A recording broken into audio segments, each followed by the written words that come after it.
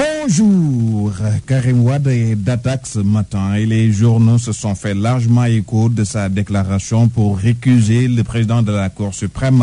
Mais la temporalité de cette sortie n'est pas fortuite puisqu'elle intervient à quelques 24 heures du jugement de son pourvoi devant la Cour suprême. À la veille de cette audience, écrit Karim Wade dans la tribune, je tiens à bien faire comprendre que Badio Camara est au cœur du dispositif mis en place par Macky Sall pour instrumentaliser la justice contre ses opposants et Karim de poursuivre sa charge contre Badio Camara.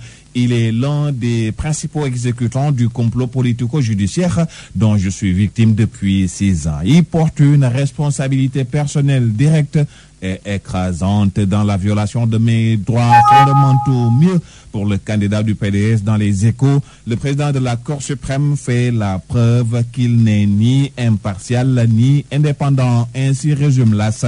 Karim Wade récuse Badio Camara. Après le fils, le père fait aussi parler de lui. Il s'agit de Wade qui, selon les Échos, étale ses frustrations à l'international libéral sous les coups répétés du féroce Macky Sall.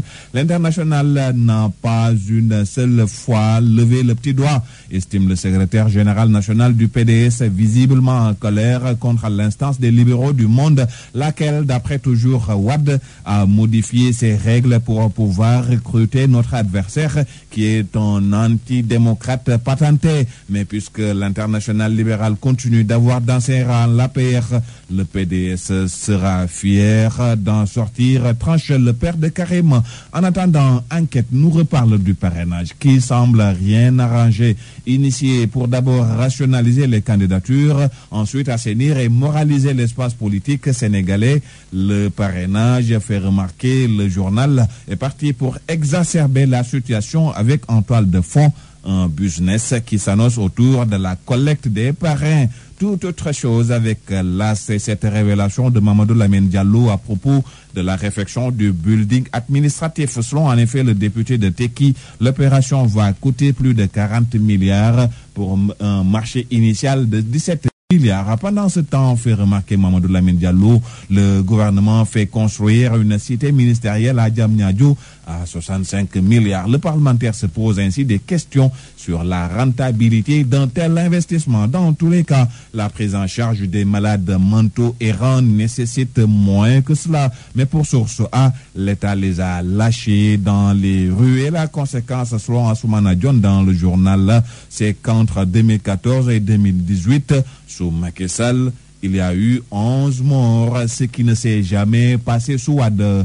Pourtant, renseigne sur ça, les frais d'hospitalisation sont estimés entre 55 et 80 millions de francs CFA. L'État est peut-être plus préoccupé par sa lutte contre la faim dans certaines localités du pays. Ainsi, Jean-Pierre Senghor, le secrétaire exécutif du Conseil national de la sécurité alimentaire, révèle dans l'Observateur que l'État a déjà élaboré un plan d'urgence sécurité alimentaire validé par le Premier ministre. Et Jean-Pierre Senghor, toujours, 65 000 ménages sont ciblés sur 5 ans. Bonne lecture à toutes et à tous.